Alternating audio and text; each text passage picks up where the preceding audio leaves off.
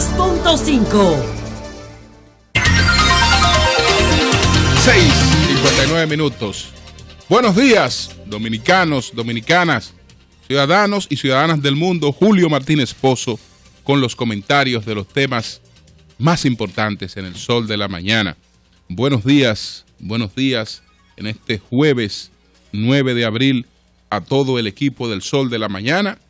María Elena Núñez, Víctor Gómez Casanova, Eury Cabral, José La Luz, Melton Pineda, Don Amaury Saibar, nuestros distinguidos colegas de 5 a 7 de la mañana, Yuri Rodríguez, Humberto Paniagua, Andrés Martínez, Álvaro Camaño y Mario Díaz en los controles.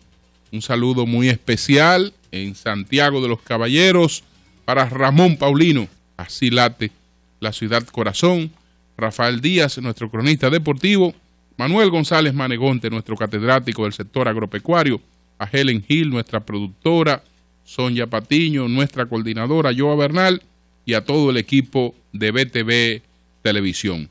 Son las 7 en punto de la mañana. El Sol de la Mañana. El Sol de la Mañana. Me he estado repasando un poco a propósito de lo que ocurrió, de las declaraciones del padre Serafín Coste, con quien tuvimos la oportunidad de conversar en el día de ayer en el Sol de la Mañana. Yo he estado repasando un poco cuáles son los requisitos para el bautismo.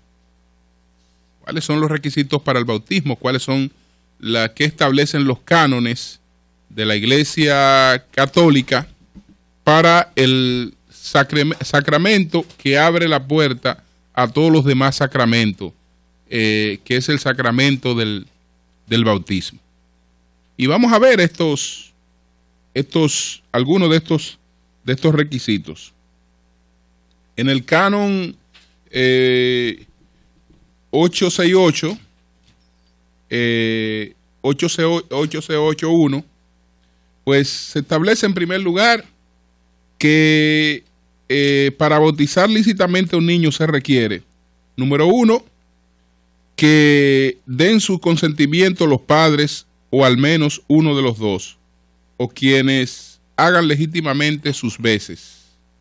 Segundo, que haya esperanza fundada de que el niño va a ser educado en la religión católica.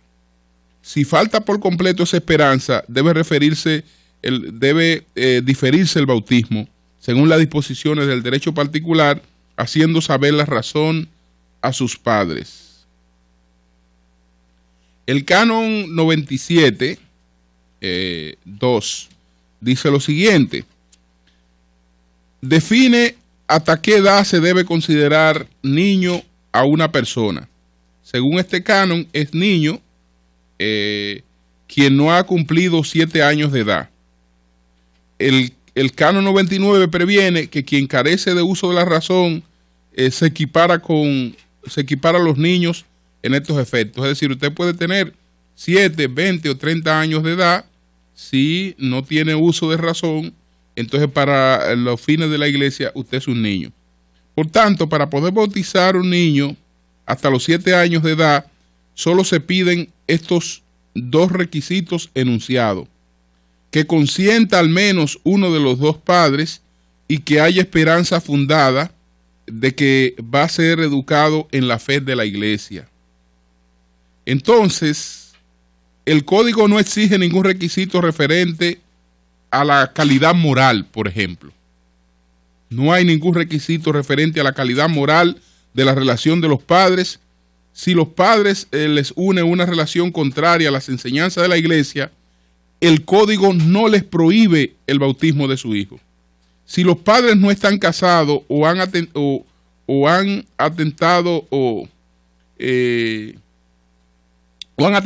tienen matrimonio civil, o solo le pide el bautismo la madre porque el padre no aparece, por el derecho universal de la iglesia puede ser bautizado con tal que esté garantizada de algún modo la educación cristiana del hijo.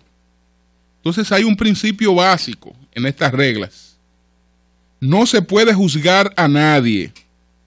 No es el objetivo de este artículo juzgar la conciencia de quienes se encuentren en las situaciones morales descritas arriba o de otras similares en contradicción con las enseñanzas del magisterio. Por eso, si se habla aquí de la culpa o incluso de pecado, se hace solo en referencia al hecho objetivo de que tales conductas son contrarias a la doctrina de la Iglesia, pero no es intención juzgar la culpabilidad de cada uno, pues solo Dios juzga, de acuerdo con el principio de la Iglesia. El criterio de la Iglesia en este precepto es el de no castigar al hijo por la conducta de los padres. Se debe tener en cuenta que el bautismo es el sacramento que abre la puerta a todos los demás sacramentos. Bueno, eso es en cuanto a la cuestión esta de los padres. En el caso de los padrinos, pues se plantean reglas similares a las de los padres, pero se requiere, digamos, que los padrinos sean católicos. Los padrinos sean católicos, pero puede ser uno de los padrinos una persona que está condenada, que ya ha pasado por un proceso de la cosa definitivamente juzgada. Eso no es asunto de la Iglesia. Asunto de la Iglesia es que esa persona sea católica y que pues tenga y asuma el compromiso de ayudar al padre a encaminar al hijo por una educación cristiana. Acuérdense que la Iglesia pregona el arrepentimiento. Pregona el arrepentimiento y busca gente que están en el pecado. El pecado son los delitos para las leyes de la sociedad, los crímenes y otras cosas también para la Iglesia. Pero después que se produce el arrepentimiento y la conversión, pues esa persona no tiene ningún impedimento desde el punto de vista de la Iglesia.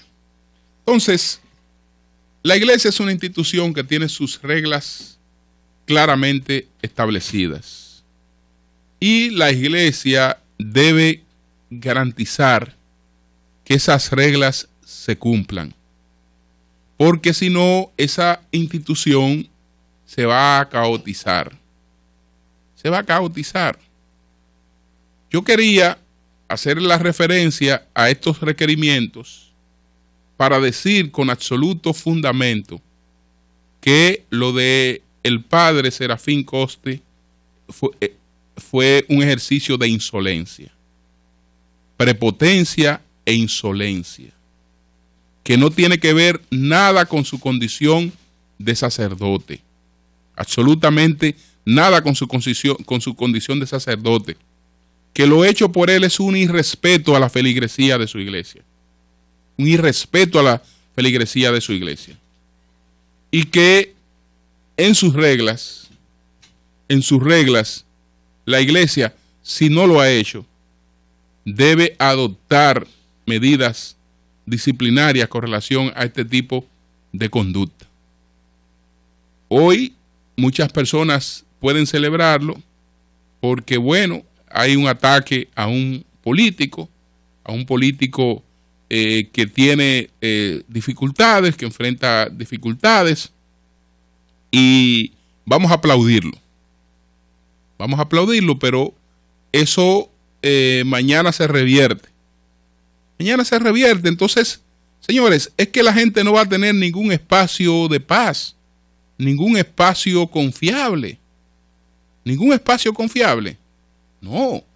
Es que la iglesia no debe tener un compromiso social. Pero ¿quién ha dicho que la iglesia no debe tener un compromiso social? Y que incluso los individuos de manera particular, ese sacerdote, como ciudadano, él tiene derecho a tener posiciones políticas y a ejercer sus posiciones políticas. Lo que él tiene que hacer es una separación de su condición de sacerdote y de su condición de ciudadano. Y entonces saber cuáles son los límites que tiene en esa condición de sacerdote. ¿Cuáles son los límites que tiene? Porque la verdad es que eso es insolente. Eso es insolente y además, bueno, cae gracioso porque este hombre está hablando de cosas que muchas personas quieren escuchar en estos momentos. Habla, por ejemplo, de la figura del desfalco, asociada a la figura del déficit. ¿Qué fue lo que pasó con un expediente en la República Dominicana? ¿Qué fue lo que pasó? A propósito del tema que voy a tratar después, el segundo tema, que es el de la despedida del procurador en el día de ayer. ¿Qué fue lo que pasó con un expediente? Uno de los primeros expedientes que se instrumentó rápidamente en el país. El instrumento que Alianza País y Guillermo Moreno instrumentaron contra Leonel Fernández. Que como hubo el planteamiento, y fue así en términos reales, de que se registró un déficit, y un déficit de miles de millones de pesos, entonces Guillermo Moreno inmediatamente, sobre la base del déficit, estructuró un expediente de desfalco y déficit lo igualó a desfalco. Si hemos tenido un déficit de tantos miles de millones de pesos, dice Guillermo Moreno, es porque hemos tenido automáticamente un robo igual a la cantidad de ese déficit. Y sobre esa base estructuró un expediente. Entonces después nos estamos quejando de que hay una justicia que no opera, de que hay una justicia que no funciona.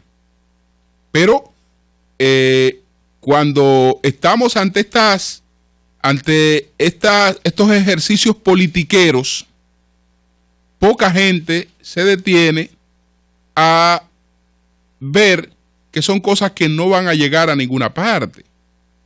No van a llegar a ninguna parte porque es cierto que en un déficit puede haber desfalco.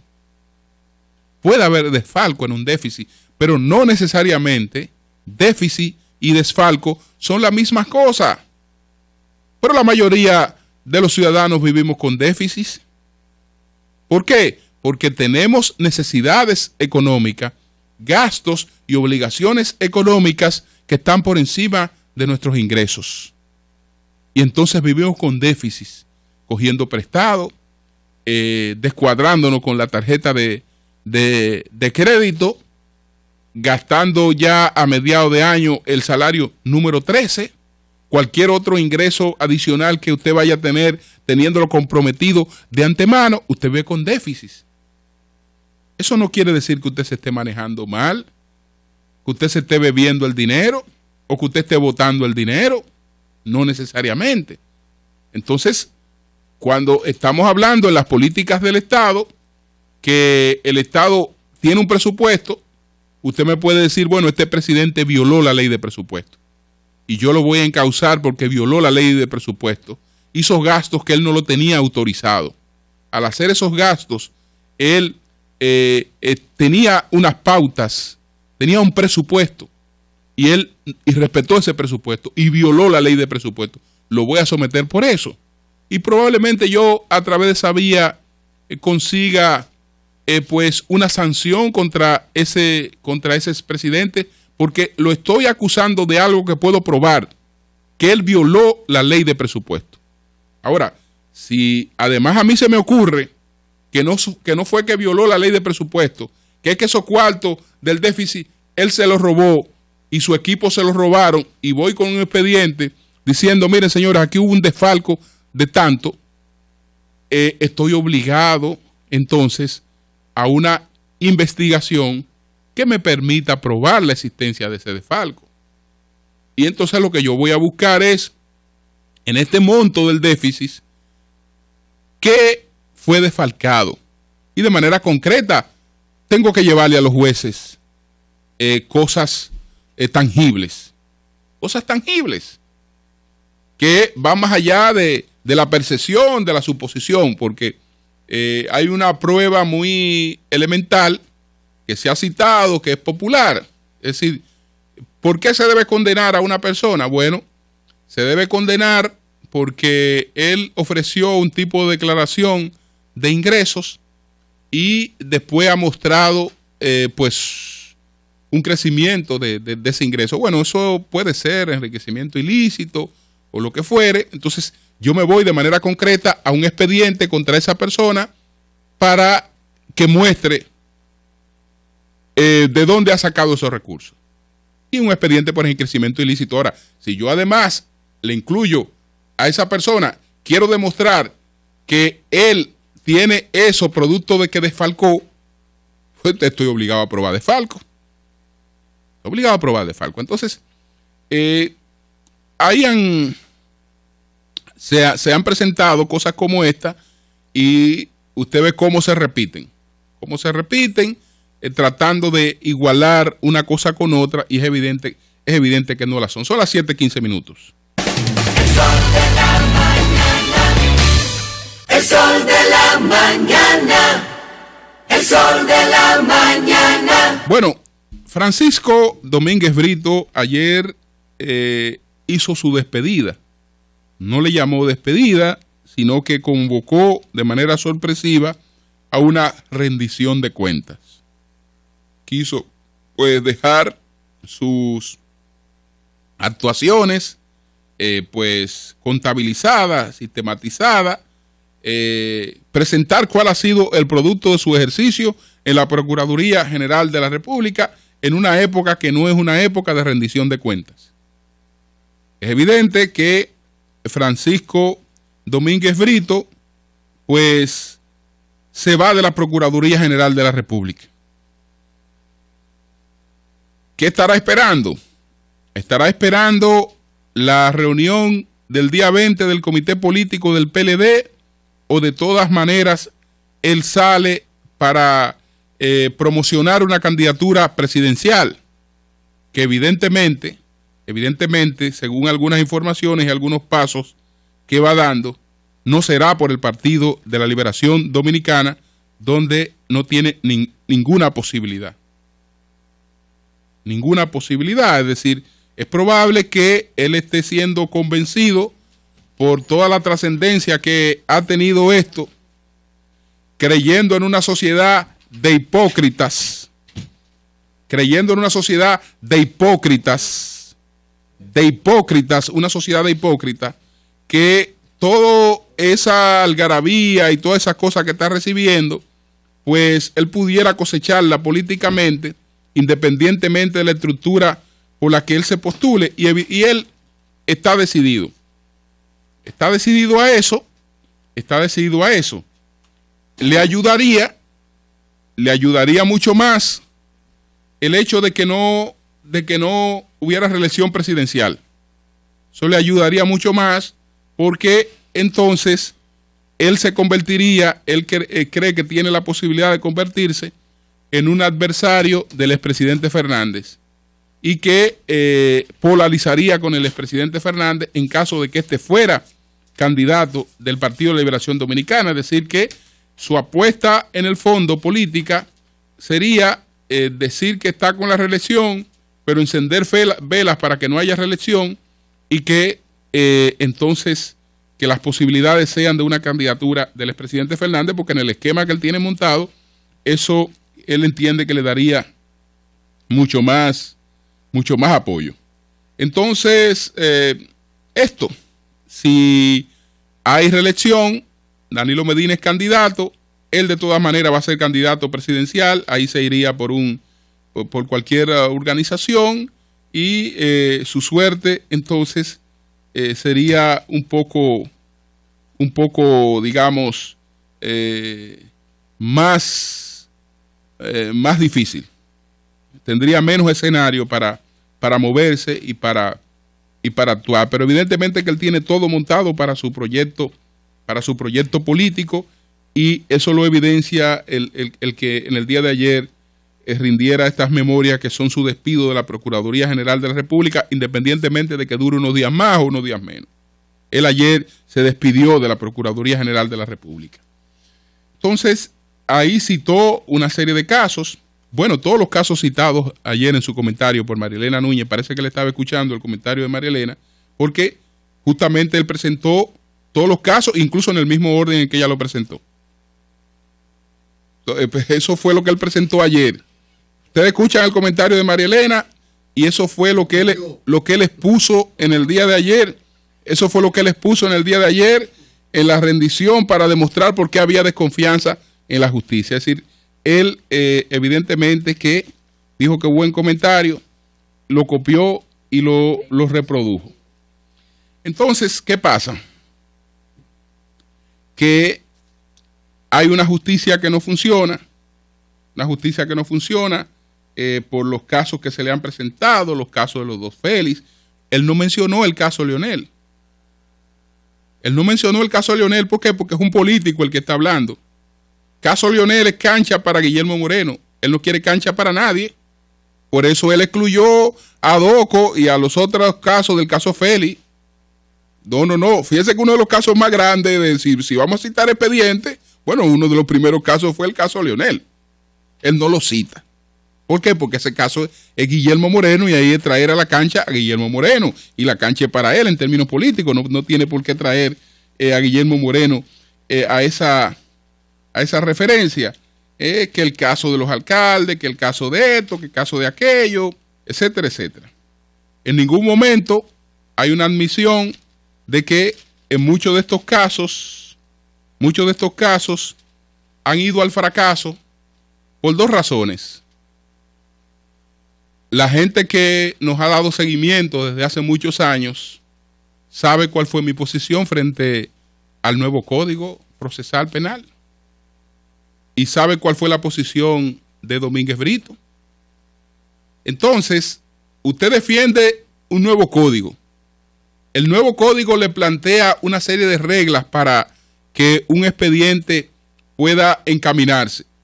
Luego, usted presenta expedientes que no cumplen con esas reglas y pretende que esos expedientes pues avancen en la justicia. Varias veces hemos puesto el caso Francina Hungría. ¿Qué puede hacer el juez frente al caso Francina Hungría? ¿Qué puede hacer el juez? Si le han dicho mediante un código, mire, lo de íntima convicción no vale. Tiene que ser pruebas.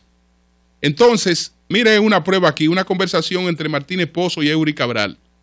Y Martínez Pozo le dijo a Eury Cabral, hermano, mira, te tengo que confesar a ti que yo cometí el hecho. ¡Pam! Y llevan esa prueba para acusarme a mí de un hecho porque hay una conversación mía con Eury en la que yo admito que cometí el hecho. ¿Qué pasa? Que el abogado mío va a preguntar cómo se alcanzó esa prueba. Si esa grabación que me hicieron no fue autorizada por un juez, eso no vale en la justicia. Eso no vale en la justicia y punto. No es que yo sea culpable o inocente, es que esa prueba no vale. ¿Qué puede hacer un juez ante pruebas que carecen de validez? Pero eso lo sabe el procurador. O ante un hecho ya investigado, lo que fuere. Todo eso lo sabe, pero a él no le importa eso. Lo importante es lo que la gente está pensando. La gente lo que está pensando es que, coño, esos fueron los tigres que mataron a Francina. Y esos fueron los que mataron a Francina y lo admiten en un video. Entonces la sinvergüenza de la justicia, no. Pero gente como él fue lo que promovieron eso que la justicia tiene que respetar en estos momentos. Y le advertimos que este país no estaba preparado para eso. Bueno, pero ahí lo tenemos. Entonces, ¿qué hacer? ¿Qué piensan ustedes qué tiempo tenía el Departamento de Justicia de Estados Unidos y el FMI en un expediente contra un senador y contra un médico? ¿Qué tiempo tenía? ¿Años de investigación? Años de investigación continua para poder presentar un expediente contra esa persona. Eso no es que yo me supongo que esto que lo otro, no. Para poder encartar a un senador y poder acusar a un senador, pues se tomaron el tiempo requerido para reunir pruebas. y poder presentar pruebas, pero saben que las pruebas tienen que ser legales además. Y bueno, ahí hay un expediente. Pero eso no es de la noche a la mañana. Eso no es de la noche a la mañana. Entonces, este era el momento que iba a llegar. Pues la culpa es de la justicia. Este señor es el bueno. Ha presentado 80,000 expedientes. Nadie se pregunta si son expedientes bien fundamentados. Lo que la gente quiere saber es si los que estaban presentes ahí para la gente son culpables o inocentes. Pero bueno, además de ser culpables e inocentes, tienen que haber expedientes que estén bien fundamentados. Entonces, después de la despedida, después de las cosas que este hombre ha planteado contra la justicia dominicana, muchas personas se preguntan, bueno, ¿qué debe hacer la justicia? Quedarse callada, recibiendo insultos. ¿Por qué? Porque como la apelación que está presentando el Ministerio Público la va a conocer la misma Suprema que está siendo insultada por el Ministerio Público, el mismo poder, ese poder debe quedarse tranquilo, soportando descrédito, soportando insultos, para que después tome decisiones en las que la gente tampoco va a creer. Bueno, la Suprema yo creo que no podía seguir tolerando más. Y ayer entonces el presidente de la Suprema Corte de Justicia produjo la siguiente respuesta. Quienes ocupan altos cargos públicos y en particular en las instituciones judiciales solo alcanzan niveles aceptables de éxito si tienen fe, conocimiento y madurez expresada esta última en actos de prudencia y sabiduría. Solo quien conozca profundamente que el litigio es un conflicto entre dos o más partes a ser dirimido por un tercero imparcial, que es el juez, y en el cual unos ganan, otros pierden y solo uno tiene razón, el juez está habilitado para manejar con tranquilidad profesional y de conciencia un cargo en un Estado social, constitucional y democrático de derecho. Quien así no lo entienda se llena de pasión y la pasión ciega, y al cegar el conocimiento es conducido a las caprichosas interpretaciones de las decisiones. Quien carezca de fe no puede conducir con éxito una alta instancia en el área de la justicia. Quien carezca de conocimiento tampoco podrá manejar exitosamente las grandes decisiones. De igual manera ocurre con aquel que carezca de prudencia y sabiduría.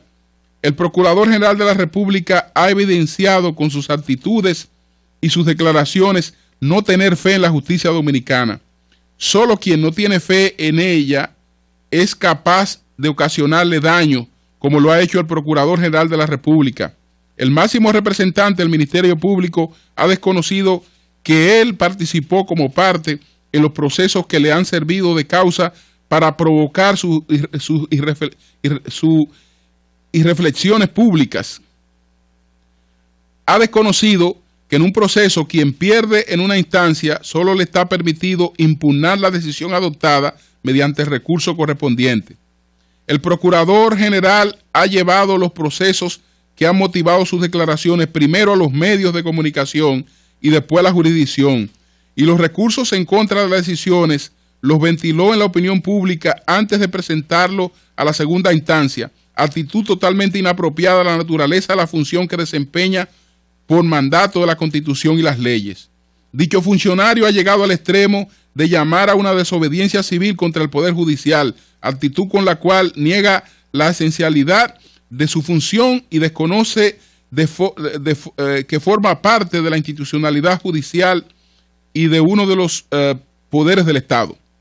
Son sus actitudes y sus declaraciones las que han promovido el exacerbamiento social, pues si el jefe del Ministerio Público llama a la desobediencia, no puede esperarse conductas diferentes de parte de sectores propensos al desconocimiento del orden establecido y hasta sectores tradicionalmente sensatos. Quien ofrece al país estas declaraciones ha sido sumamente prudente ante acontecimientos que han manchado la toga de diversos representantes del Ministerio Público, porque reconoce que un solo acto de un funcionario no define la historia ni el futuro de la institución a la cual pertenece, y menos aún en el caso del Poder Judicial, en el cual una decisión solo es atacable mediante el condigno recurso. Más aún, ha sido incapaz de pedir la renuncia del Procurador General de la República y de llamar a protestas públicas en contra de determinados miembros del Ministerio Público por la comisión de actos impropios, como son aquellos que lo ligan a las drogas. Quien está al frente de una alta instancia judicial está obligado a decidir los conflictos apegados a la Constitución, a las convenciones internacionales y a las leyes, y no puede manejar las decisiones que en ella se toman con un criterio populista. El Poder Judicial ha logrado avances significativos y trabaja diariamente a favor de la justicia, manejando los casos con tranquilidad y sin el desasosiego que procuran llevarle los sectores políticos y sociales fácticos. Hasta aquí voy a dejar las declaraciones de el magistrado procurador Mariano Germán, presidente de la Suprema Corte de Justicia, porque son las 7:30 minutos. Cambio y fuera, Mauri.